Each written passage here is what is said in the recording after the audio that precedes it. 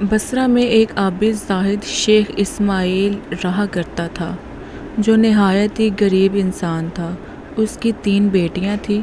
چوتھی بیٹی کی پیدائش کے دنوں میں اس کی غربت کا یہ حال تھا کہ اس کے گھر میں چراغ تک نہیں تھا، اور جب پیدائش کو 1-2 دن باقی تھے تو اس کی بیوی کی طبیعت بہت خراب رہنے لگی۔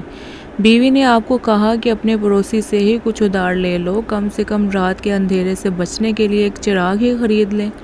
شیخ اسماعیل نے کبھی اپنی ذات کے لیے کسی کے آگے ہاتھ نہیں پھیلایا تھا، لیکن بیوی کے بار بار اصرار پر وہ مجبور ہو کر ایک پڑوسی کے گھر کی طرف گئے اور دروازے پر دستک دی، لیکن کوئی جواب نہیں آیا۔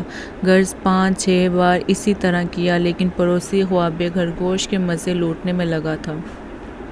یوں آپ گھر واپس آئے۔ بیوی نے جب آپ کو خالی ہاتھ دیکھا تو پریشان لہجے میں کہا، کیا پڑوسی نے بھی مدد کرنے سے انکار کر دیا؟ اس عورت پر جو تکلیف گزر رہی تھی، اس تکلیف کا اندازہ ہم مرد حضرات نہیں لگا سکتے۔ اس تکلیف کا اندازہ صرف نصف نازک کو ہے۔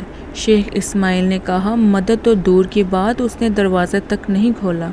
شیخ اسماعیل بہت افسردہ اپنے بستر پر لیٹ گئے اور کروٹیں بدلنے لگے کہ آپ کو نیند نے آ لیا۔ شیخ اسماعیل نے آپ صلی اللہ علیہ وسلم کو خواب میں دیکھا جو شیخ اسماعیل کو فرما رہے تھے، اے شیخ اسماعیل، اپنی بے سر و سامانی کی فکر نہ کر، تیری پیدا ہونے والی بچی بہت بڑی عالمہ عارفہ ہوگی، اور تیری پیدا ہونے والی بچی کی دعا سے میری امت کے بہت سے افراد کی بخشش ہوگی۔